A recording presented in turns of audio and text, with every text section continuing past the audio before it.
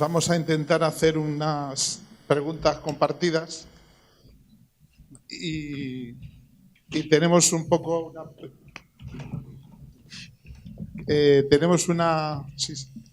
la presidencia moderación va a correr a cargo de Carlos Matáis, que sería como una versión dentro de la universidad de estos procesos, ¿no? Es el director del Instituto de Antropología para el Desarrollo y ahora nos contará brevemente un poco, antes de hacer alguna pregunta o dar la palabra a la sala, también un poco lo que desde una institución como una universidad también se está haciendo y en parte gracias a él. Así que es el mejor navegante para esta mesa. Así que quedaríamos hasta las 8:30. No sé si quedáis muchos, pero si queréis iros a... Sí. Bueno, pues nada más. Muchas gracias. Bueno, gracias, Agustín. Yo no tenía previsto hablar del centro, pero bueno, ya que me has dado pie a hacerlo, soy un profesor de universidad como otros miles que hay en la Universidad Politécnica y lo que nos está pasando a muchos es que nos damos cuenta de que la universidad como organización no está realmente a la altura de los desafíos que tiene la sociedad actualmente y ya en concreto, Antonio, no vamos a poder contribuir a la Agenda de Objetivos de Desarrollo Sostenible si no cambiamos. Yo soy un convencido de que la agenda es realmente una oportunidad para gestionar un cambio interno en las organizaciones. Creo que esto es común en las administraciones, en las empresas, en las universidades. De hecho, yo lo digo siempre, utilizar la agenda para etiquetar lo que ya se hace, tiene mucha gracia, puede quedarte bonito en un informe, en una memoria, etcétera, pero te pierdes lo bueno. Y lo bueno es que en todas nuestras organizaciones sabemos que tenemos que cambiar, que nos hemos inventado para actuar en un mundo que ya no es. Y la agenda realmente, una aplicación inteligente de la agenda es una buenísima vía para producir un cambio interno en la organización, un cambio de estructuras, nos va a obligar a trabajar de otra manera. Tenemos una experiencia, por ejemplo, con el Ministerio de Agricultura y Medio Ambiente, que estuvimos acompañando la aplicación de la agenda en el Ministerio. Fue la primera vez que hablaban departamentos de una manera más constructiva, porque la agenda eleva la conversación, más allá de los intereses particulares de las partes. Induce también cambios de mentalidad y plantea preguntas realmente pertinentes. Yo creo que lo que acabas de plantear, Emilio, ¿verdad? Sí. Sobre qué significa una vida buena, es algo que muchos nos estamos preguntando, o qué significa un entorno de trabajo deseable en un mundo que va demasiado rápido y que está creando contextos de vida y de relación muy poco humanos y que nos hacen daño además. O la agenda también plantea algo que es fundamental y para ello creamos el centro en la universidad. Nos plantea que a lo mejor hemos dañado durante muchos años nuestra capacidad colaboradora, nuestra capacidad cooperativa como seres humanos. Nos recuerda Richard Sennett en su trilogía muy bien. Y bueno, pues es una oportunidad también para plantear si a lo mejor tenemos una capacidad cooperativa intrínseca que tenemos que desplegar y disfrutar y sobre ella construir los espacios de vida, los espacios de relación que nos hacen falta. En definitiva, nos está llamando también a pensar cómo relacionarnos de manera diferente, tanto las personas como las organizaciones. Y esto último me parece fundamental. Hay un objetivo en toda la letanía de objetivos, el objetivo 17, toda la lista de objetivos, el objetivo 17, que yo lo uso como una letanía porque es que me parece el objetivo realmente más importante, que habla de colaborar, de aliarnos, de actuar de otra manera. Entonces, bueno, pues modestamente el centro que hemos creado en la universidad, se llama ITD, si quieren la web pueden encontrar información. Realmente es una infraestructura nueva, organizativa, compatible con la infraestructura convencional de la universidad, que permite colaborar de manera diferente a los investigadores, a los profesores, a la comunidad universitaria en general, y al mismo tiempo se convierte en un espacio también diseñado para hacer más fructífera y más estratégica la colaboración con todos los actores. Y yo creo que añade algo que es importante, que es que le pone a la universidad una oreja que a veces nos hace falta. Creo que nos hace falta a todos utilizar mejor las orejas, a las instituciones también, y nos está ayudando también a entender que el conocimiento que nos hace falta para la Agenda 2030 no es solo el conocimiento que se produce en nuestros ámbitos de expertos, en nuestros departamentos, en nuestros laboratorios, sino que la universidad también tiene que estar atenta y escuchar otro tipo de conocimiento que surge en otros espacios de la sociedad, conocimiento que a veces hay que aprender a codificar y a integrar, porque la innovación que necesitamos para transformarnos, como bien se decía también aquí antes, no es solamente tecnológica, es innovación política, es innovación social, es innovación normativa también. Con Antonio, últimamente que nos hemos ido encontrando un poco, hablamos de eso, de realmente no tenemos las normas, las herramientas, los instrumentos normativos, legales, para hacer viable esa colaboración. Es decir, una vez que las organizaciones se dan cuenta de que necesitan colaborar, y que es colaborar de otra manera, ¿no? Colaborar no es tener una relación transaccional con otra organización, que eso lo hemos tenido siempre. Colaborar es crear relaciones de mutua reciprocidad, basadas en la confianza, experimentar juntos, arriesgarnos juntos. Bueno, pues las organizaciones lo tienen muy difícil. Mi organización, cuando trabaja con instituciones como el Ayuntamiento o la Agencia Española de Cooperación, o cuando trabaja con el sector privado o con organizaciones sociales, y más aún cuando lo hace con todas juntas a la vez en torno a un problema, se encuentra con que ¿qué firmo? ¿Un convenio? ¿Un memorando de entendimiento? ¿Cómo se utilizan los recursos? Tenemos hasta problemas de comunicación. Pues la semana pasada nos dieron un gran premio y tuvimos un problemón porque era un premio a una alianza entre 3 empresas, Naciones Unidas, la Agencia Española de Cooperación, 2 grandes ONGs, el gobierno de Etiopía, y el premio hay que darlo a la alianza. No, hay que dárselo a una organización, porque es la que tiene entidad jurídica. Pues no. Bueno, pues hemos tenido un problemón recibir el premio, porque es que ya no solamente es la infraestructura organizativa la que tiene que cambiar, es que también hay cuestiones que son casi de infraestructura mental para entender esto. O sea, que vaya rollo me he contado. Esto te pasa por decirme que hable. A un profesor de universidad le pones un micrófono y no vas a hablar. No es un desastre. Yo creo que no estamos para que yo cuente mi libro. Estoy encantado de estar aquí y encantadísimo de la mesa que me ha tocado. Conocí a Giovanni, pero lo que has explicado va en esta línea de la experimentación en innovaciones organizativas, normativas, etcétera, que nos hacen falta. Es muy importante las experiencias como la vuestra en Turín. Isabela, que nos conocíamos hace muchísimo tiempo, y Accentric, que es un proyecto que para quienes estamos comprometidos con la innovación social en las ciudades es un proyecto de referencia, donde se ve toda esa capacidad de empezar a hacer que los proyectos dialoguen y que se generen inteligencias colectivas nuevas. Y bueno, pues Antonio, también coincidimos en el mundo de la cooperación, como has recordado antes, y a Emilio le acabo de conocer y me ha encantado lo que nos ha contado y su plan. Y yo creo que ya que estamos en familia, lo que voy a hacer es callarme y hacer 2 cosas. Una, darle al público la palabra, y otra, no sé en qué orden, y es que si vosotros en las intervenciones que luego han tenido otros os habéis quedado con ganas de intercambiar algo, de matizar algo, de preguntar, pues que lo hagáis ahora. No sé, como al público no le veo, esto casi empezó por la mesa. ¿Tenéis alguna cuestión? Bueno. Sì. In italiano.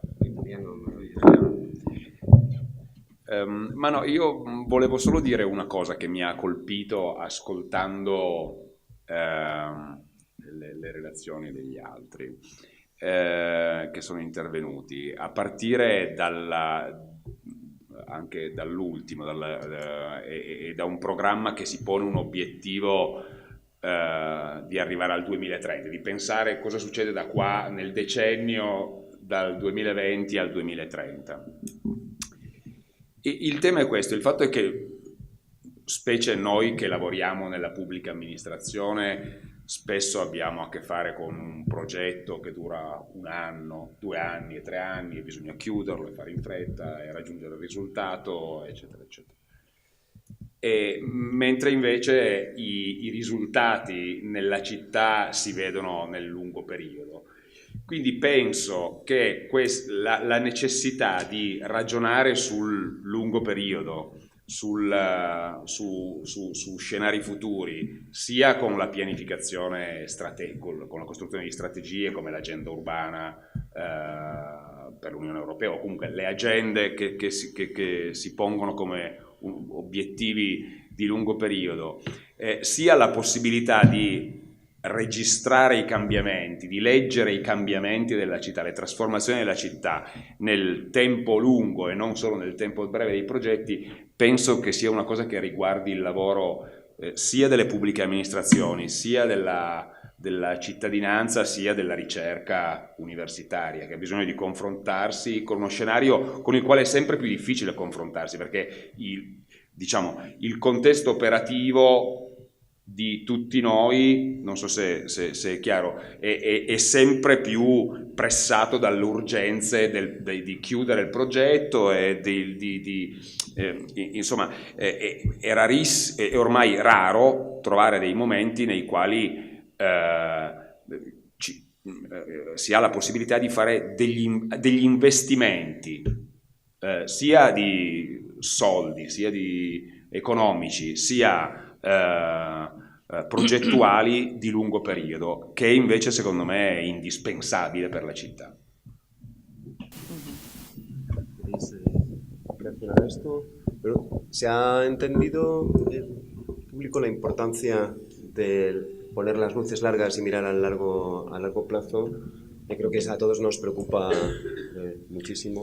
Sí, la verdad es que yo en mi experiencia siempre es ahora uno de los temas que me preocupa, ¿no? Que es cuando estás completamente enfocado en sacar adelante un proyecto, pero que ese proyecto no se muera cuando se muere el proyecto. Vamos, eso es lo fundamental. Y lo cierto es que sí que he tenido en varias ocasiones, sí que hemos conseguido un poco ese coger la ola y que esa ola se remueva. Iba a contar una anécdota porque cuando hemos terminado antes la presentación ha venido alguien de aquí, de Santa Eugenia, y me decía, oye, y con el Cerro Almodóvar y con el itinerario del Cerro Almodóvar y tal, yo pensaba, qué bien, porque, o sea, si del paseo que hemos presentado de los miradores en Puente se pudiera saltar a que hubiera otros 3 paseos, ya aprovechando la metodología, que se pusieran en marcha ya, eso sería lo más estupendo que podría pasar con un proyecto de estos, o con los proyectos de Emilio, si eso se pudieran ya tener hijos, ¿no? Ya empezar a centrarse en otra cosa, eso sería lo estupendo, porque es verdad que si no es un esfuerzo enorme y que resulta un poco decepcionante cuando no da lugar a ese otro paso, ¿no? Pero yo creo que tenemos que estar un poco vivos, ¿no? En el sentido de que en el momento en que ya remonta, esto es como un baile, ¿no? En el momento en que un proyecto remonta un poco el vuelo, tienes que estar ya pensando en a ver cómo le vas a dar aire para que haga el siguiente vuelo y para que se replique y para que se hagan cosas, ¿no? Entonces, en ese sentido, contar con la gente, antes lo decía alguien de ahí, es fundamental, porque a mí no se me había ocurrido siquiera el tema de Cerro Almodóvar y lo conozco, ¿no? Pero sin embargo, para la gente que está sentada aquí y que sí que lo conoce y que va allí, es quien puede coger el relevo. Entonces, esa escucha activa a la sociedad yo creo que es fundamental para conseguir eso, que los proyectos, o sea, que el enorme esfuerzo que se hace en los proyectos piloto o tal, con toda su complejidad, se calibre y se replique, pero bien, no la replicación está así un poco burocrática, sino que realmente sirva para impulsar otros nuevos procesos. Estoy de acuerdo, absolutamente. Bueno, respecto a esto, yo soy una persona que acaba de llegar hace 2 años a esto, así que igual voy a decir una tontería, pero creo que hay dinámicas estructurales en el ámbito institucional que sabotean permanentemente cualquier visión de largo plazo, que tiene que ver con el cortoplacismo de los ciclos a nivel de las elecciones. Sin embargo, nosotros estamos trabajando, no sé si funcionará, en dos niveles. Uno, intentar construir ese consenso político para que al menos, así que luego los documentos pues sujetan todo y Móstoles se ha adscrito a muchas cosas que no ha desarrollado, pero que al menos tengas, digamos, una suerte de conquistas de unanimidad política pasadas por plenos a las que agarrarte si tú no estás, y luego trabajar mucho con el aspecto técnico, porque tú te vas, pero los técnicos quedan. Entonces también, digamos, sobre todo en ámbitos donde nosotros hemos visto que puede que haya administraciones que pasen y tampoco tengan demasiadas ideas y dejen hacer a lo que ya hay. Entonces, trabajar de modo simultáneo ese consenso político en grandes temas de largo plazo y el aterrizar los proyectos o los propios técnicos que luego lo puedan defender o darles como continuidad dentro del proceso administrativo. Y aún así tengo la sensación, una suerte de intuición, de que las ciudades que consiguen realmente trabajar a largo plazo es por una suerte de coyunturas muy locales que tienen que ver con figuras personales concretas, con dinámicas que tampoco se pueden programar. Esa es mi intuición. Prefiero responder ya una vez. No sé, ahí tengo una pregunta, sí.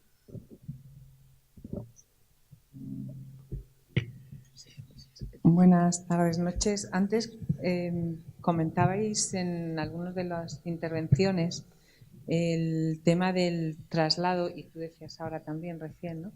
El cambio del papel a la realidad de todas esas promesas, ¿no? Que son parte de la política, pero que tienen que formar parte del día a día de las personas. Y creo que algo se ha hablado del tema de educación y del tema de que las personas entiendan qué es lo que se está haciendo. Entonces, en esas competencias que hay para formar ese futuro, ¿cómo visualizáis el traslado, por ejemplo, a espacios donde los jóvenes puedan construir? Hablabas del proyecto de las hamacas, que me parece estupendo, en Móstoles, otros lugares donde se pueda vivir la ciudad de una manera más efectiva. Pongo el típico ejemplo, ¿no? Que no sea el aislamiento a través de las tecnologías. ¿Cómo trasladáis que los más mayores puedan compartir lo que ha sido la experiencia de vivir la ciudad desde cero hasta lo que ahora mismo es esa realidad en la que hablamos de volver a encontrarnos en la ciudad con individuos y con colectivos humanos, no con grandes aforos llenos de vida que se transita sin mirarse a los ojos? ¿Se anima alguien a contestar o queréis que tome? Tomo varias. La pregunta no es sencilla y es súper interesante. Entonces, si hay alguna pregunta más. Sí. No, sí. Sí, bueno, gracias a todos porque yo creo que las aportaciones, las intervenciones han sido muy ilustrativas y desde luego no es solamente interesante, sino que algunas veces nos emociona, en algún caso, como la última intervención. Sí, hay una cosa que yo creo que es importante, muy importante, que las personas que están gestionando todo esto, que deciden, no solamente tengan el componente técnico, sino también tengan un componente de conciencia, de compromiso, sobre todo de implicarse claramente con los proyectos que se están llevando a cabo. Lamentablemente, en estos entornos institucionales, en estos mandatos tan cortos, pues da la impresión de que es muy difícil mirar a largo plazo, poner la luz larga, porque esa luz al final del túnel parece que se ve, pero alguien en un momento determinado pone una pantalla negra, ¿no? Entonces, yo creo que a mí, por supuesto, que los trabajos de los técnicos es importante. Yo, desde luego, agradecer toda esa colaboración, pero creo que al frente de los proyectos, sobre todo medio ambiente, por ejemplo, es un tema que es transversal a todos los. Por ejemplo, si alguien te dice qué concejalías o qué consejerías o qué cargo, siempre vamos a estar pensando en urbanismo. urbanismo, economía, hacienda, son las estrellas. Pero, sin embargo, medio ambiente parece que siempre queda relegado. Uno se entera de que hay un proyecto urbanístico y dice, pero hombre, aquí en este terreno, quiero decir que la importancia que tiene, no sé exactamente lo que opináis, pero por ejemplo esto en los proyectos hay que terminarlos y hay que además, no solamente darles contenido, sino continuidad. Eso en cooperación al desarrollo sí se ve claramente. No nos podemos acercar a la cooperación para construir un hospital si no hacemos un contenido y los contenidos. ¿Qué pasa? Eso se ve claramente ahí. Yo creo que, y ahí a lo mejor en la cooperación, si nos puedes hablar un poco de qué expectativas, comparando un poco las agendas, esta de 2015 con 2030, porque 2015 se quedó un poco, no sé, pues digamos, nos quedamos un poco todos con la miel en los labios, al final se quedaron muchas cuestiones pendientes. Bueno, Yo creo que nuestras dos preguntas tenemos, ahora sí, igual Antonio, te animas, me te han tocado además la cooperación. Bueno, dos o tres aportaciones. Una relacionada con lo que Giovanni planteaba, de la manera de trascender las legislaturas, ¿no? O los mandatos locales. Yo creo que quienes han vivido ya varias legislaturas, varios mandatos, atentos o atentas a la evolución de los acontecimientos, saben que la manera de blindar las políticas es haciendo que la ciudadanía las defienda a capón, pero que las defienda teniendo instrumentos también. Entonces, cuando ponemos en marcha con la innovación política, la innovación no es solo tecnológica, no solo se trata de, cuando hablamos de Smart Cities, no debemos quedarnos en la innovación tecnológica para superar los grandes desastres que tiene haber cortado árboles y ahora inventar una máquina que sustituya la fotosíntesis. Se trata de innovar, innovación política, y en este sentido crear instrumentos para que la ciudadanía blinde políticas es clave. El instrumento de la cogestión, por ejemplo, hay espacios, creo que una compañera que también hablaba de los espacios para juventud. Yo creo que es un error que se paga caro cuando se quiere diseñar una política para juventud sin contar con la participación de la juventud, de jóvenes, incluso sin entregarle las llaves. Si no entregas las llaves, está mostrando desconfianza. La cogestión es una herramienta para blindar políticas. Otro asunto, la alianza entre actores. Se hablaba de la hélice del desarrollo y siempre se hablaba de 4 actores. El actor político, institucional, la administración, el actor económico, el sector privado, el actor social, el tejido asociativo, el tercer sector que cada día presta más servicios a la comunidad y que genera innovación política con la propuesta de colaboración público-social, y el actor académico, de la gestión del conocimiento. Esa alianza para el desarrollo ahora debe fortalecerse en la Alianza para el Desarrollo Sostenible, también blindando instrumentos que garanticen que hay continuidad más allá de los momentos olímpicos electorales. Y a esta alianza de 4 actores sumaría el quinto, que creo que Emilio también lo ha mencionado, la necesidad de una alianza con los medios de comunicación, o con los actores de la comunicación. Y ya, por último, el aprendizaje de la cooperación para el desarrollo. Efectivamente, cuando llegó la crisis, muchas personas, profesionales, cuadros, voluntarios, etcétera, que habían vivido la experiencia de la cooperación para el desarrollo, se incorporaron a los temas de inclusión, economía social, procesos participativos, porque la metodología, el aprendizaje servía para trabajar hacia adentro. Y sabemos, en la planificación contamos con políticas, planes, programas, proyectos, acciones. Las políticas las abanderan líderes.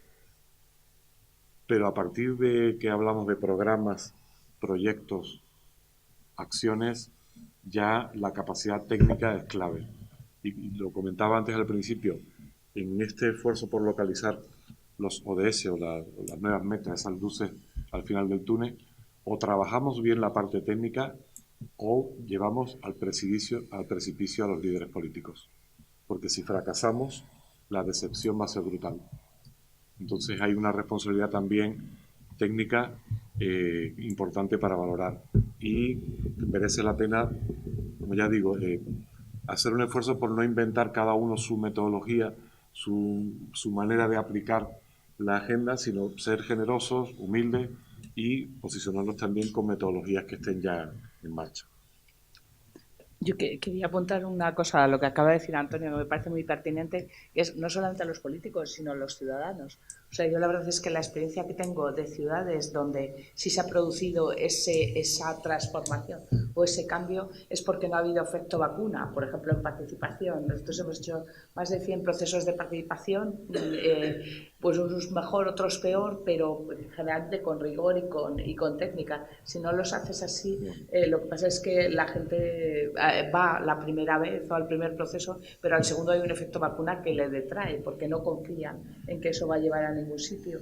Entonces yo creo que es verdad que los políticos tienen que ser honestos con la participación, pero los técnicos tienen que ser buenos de forma que logren recabar toda esta diversidad y toda esta complejidad que viene de la gente. En ese sentido, estoy de acuerdo con la voz de mujer que sale ahí de la oscuridad, ¿no? En el sentido de que tenemos que segmentar en todos los proyectos. Nuestro proyecto es puramente técnico. Tenemos unos objetivos de reducción de emisiones y de cambio modal, ¿no? Pero, sin embargo, yo creo que si no abordamos esto que os decía de la movilidad de los niños, la movilidad de los mayores, los temas de vida cotidiana, los temas de género y tal, no entendemos nada, no vamos a conseguir ningún resultado, ¿no? O sea que hasta en los proyectos más sectoriales, digamos, hay que incluir todos estos temas de vida para lograr que salga otra cosa que no, digamos, objetivos que no se consiguen, objetivos vanos, ¿no? Que no logramos dar con la clave de por qué no podemos aumentar el número de peatones. Pues a lo mejor porque el pavimento está roto, no hay bancos suficientes y los mayores no pueden salir a la calle. Hay cosas de esas que son como obvias, pero que hasta que no las escuchas no las entiendes, ¿no? Entonces me parece fundamental el tema este de capacitación técnica también en estas cosas, como la participación, como el desarrollo de proyectos, como el ser capaces de llegar a la gente, de entenderla y de recabar sus inputs, ¿no? Sus ideas. Por comentar un par de cosas y estando evidentemente en sintonía con lo que decís, sí que quería poner como un contrapunto de reflexión, y me parece que hay veces que los procesos participativos no salen como nos gustarían, no solo por la incapacidad técnica, sino porque también partimos de sociedades destrozadas. Es decir, que creo que igual no hemos llegado a calibrar lo que el neoliberalismo ha supuesto de auténtica trituradora de tejidos comunitarios y de vida pública. Y cómo también las condiciones materiales tampoco de la vida cotidiana no favorecen la participación, ¿no? Pues, evidentemente, precariedad, falta de tiempo, un montón de dinámicas que se retroalimentan para conspirar en contra de la participación. Digo esto porque creo que, no sé si es una impresión mía, y yo siempre he sido partidario de procesos radicalmente participativos, pero tengo la sensación de que ahora mismo vivimos una especie de sobreabundancia de canales participativos y de incapacidad de llegar, ¿no? Que no sé muy bien por qué está sucediendo esto. Y luego, sin embargo, tengo a veces también la percepción desde la concejalía que las administraciones somos como muy torpes para llegar a según qué cosas, ¿no? Planteabas tú antes esa voz femenina que será de la oscuridad que no vemos, ¿no? El tema de los espacios jóvenes. En Móstoles hay una costumbre arraigada que no está incentivada a nivel político, sino que es, pues, una costumbre de la juventud de Móstoles, que es alquilar locales de ocio. Se juntan 20, 30 y alquilan un local en un bajo abandonado. Y esto, digamos que podía ser es una realidad, a mínimo que el ayuntamiento incentivase de un modo como muy casi, no sé cómo decirlo, como una suerte de acupuntura social, ¿no? Pues una bajada de IBI puntual al alquiler de asociaciones jóvenes. Yo creo que haría así, no haría falta como mucho más. Entonces yo creo que, o sea, como hago esa reflexión doble de, por un lado, tenemos una sociedad con una sed de sociabilidad tremenda y las redes sociales no se explican como fenómenos, sino es por esta sensación de que necesito relaciones sociales que ya no tengo. Creo que, evidentemente, contribuye mucho que haya pues esa capacidad técnica de fomentar procesos participativos bien hechos, que no hagan ese efecto vacuna, y al mismo tiempo hay veces que la administración tiene como también cierta tendencia a encerrarse en burbujas perceptivas propias y no ver realidades que están ahí delante y que son muy obvias y que con muy poquito pues podrían florecer. Miro a Giovanni porque yo creo que en tu intervención al final has tenido una respuesta a la sospecha de que detrás del el tipo de acuerdos que estáis planteando en vuestra ciudad no hubiera una subcontratación encubierta de servicios. ¿Se me oye? Sí. Sí, vale. Y has respondido con algo que me parece muy importante y a veces pasa desapercibido, y es que nos enfrentamos a problemas que no tienen solución con las aproximaciones clásicas, y eso nos pasa también en la cooperación para el desarrollo. Venimos de una tradición en la que lo que se hace es analizar problemas para encontrar una solución que luego primero se prescribe y luego se aplica. Y algunos lo llaman solucionismo. Y la participación entonces se hace de una vez y al principio. Y la participación se concibe como un proceso de generación de obtención de información y en todo caso de legitimación. Pero cuando nos enfrentamos a problemas que en la Agenda 2030 se llaman problemas retorcidos, WIC en inglés, que son problemas que no tienen solución a día de hoy y que si no los tratamos, no tienen solución, pero si no los tratamos van a cronificarse, tenemos que aceptar que habrá que trabajar con la esperanza de que el problema evolucione. Y que con la esperanza de que en el camino, en el tratamiento del problema, vayamos siendo más capaces de encontrarle las vueltas, de transformar el propio problema. Y ¿sabéis? Una de las cosas más interesantes de los problemas retorcidos es que a veces sí se solucionan, pero te das cuenta de que los has solucionado en retrospectiva. No hay un día en el que se entrega la solución como se entregan las llaves de un hospital. Es algo mucho más complicado. Entonces, esto nos enfrenta a algo inédito a las organizaciones y nos obliga a cambiar nuestra posición, la que sea, la de expertos también. El experto ya no es alguien que prescribe desde su despacho, el arquitecto, Enzio Mancini lo cuenta muy bien, ya no es la persona que tiene la solución al problema urbano, pero su papel es fundamental porque aporta un conocimiento y aporta una dimensión a la búsqueda de la solución que es imprescindible, que no surge espontáneamente de los ciudadanos. Entonces, esa cuestión realmente está detrás de por qué estamos buscando rutas de acción distintas, por qué una ciudad como Turín se plantea instrumentos complejos y arriesgados también, en una relación, como decías, Giovanni, más horizontal con las otras partes. Esto a los funcionarios les da pánico, les da pánico. Dicen que sí, pero no, y no depende del color político. No. Por eso también nos plantea la universidad un nuevo tipo de humildad, de plantear que a lo mejor los expertos no tenemos la solución para todo y que la solución hay que buscarla de otra manera. Y nos lleva entonces a la necesidad de buscar fórmulas que se parecen poco a los proyectos lineales y convencionales de los que venimos.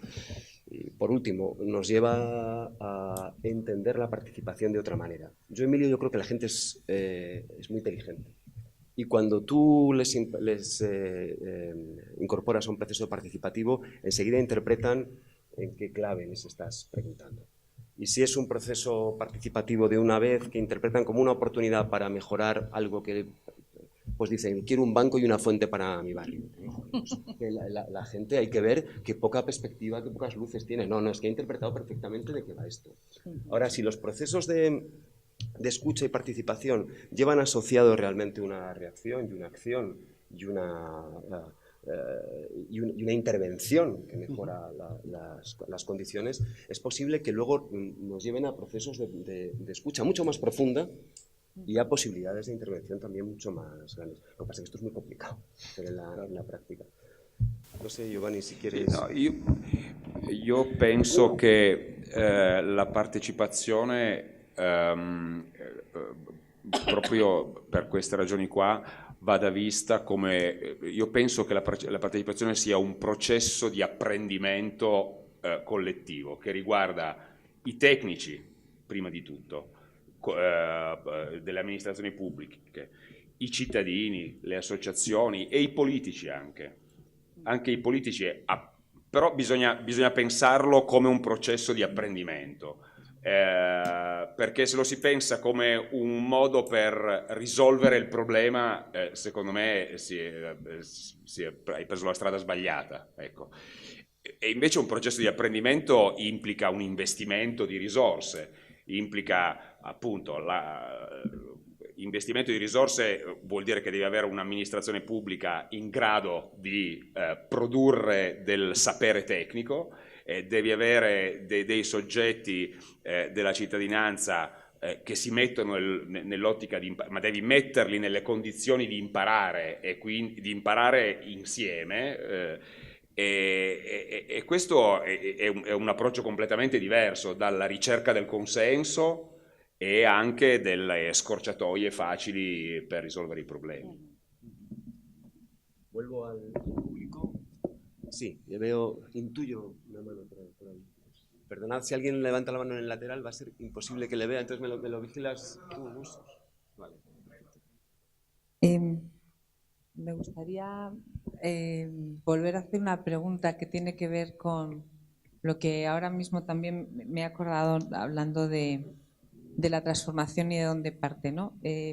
Según iba escuchando intervenciones, todo el tiempo iba a parar a un lugar común. Es decir, volvemos a hablar, parece que en el círculo que nos presentabais antes, hablabais primero de voluntad política, volvemos a hablar de capacidad técnica, de alianzas internas y externas, de esos recursos que existen. Y quiero preguntarle a Giovanni de una realidad muy concreta que se vive en Roma y que parte del área de la cultura, que es el Teatro Valle, que además es un ejemplo de muchas cosas, por lo menos desde aquí, no sé cómo se vive desde allí, ¿no? Y que tiene que ver también con lo que antes creo que Isabela y en otro momento se ha hablado de cómo darle un uso a espacios civiles, públicos, que están desocupados o infrautilizados. Y cierro con una reflexión más y con una pregunta, y es, cuando hablamos de esos espacios, pienso, hay que ver las escuelas que llega el mes de junio y que se cierra y que durante 3 meses ese espacio de conocimiento y de saber está estancado, no sirve para nada. Cuando muchas familias tienen que seguir el verano subsistiendo sin vacaciones y se pueden construir ahí espacios para seguir construyendo ciudad y relaciones sociales que enriquecen una transformación de verdad, de base. Entonces, bueno, que son varias cosas, pero por un lado me gustaría cómo se vive esa situación cultural, Teatro Valle y todo lo que ha implicado detrás, y por otro, esa reconquista también de los espacios públicos, sabiendo que la propia ley pone límites a cómo intervenir en ellos. Gracias. Haría tiempo a una última pregunta antes de pasar a la mesa, si es que la hubiera. Sí, una más. ¿Había una pregunta más? No, pues vamos a la mesa. Entonces, sí. Allora sì, l'esperienza del Teatro Valle a Roma è una delle esperienze in Italia intorno al tema dei beni comuni, che conosco, non conosco benissimo, ma ad esempio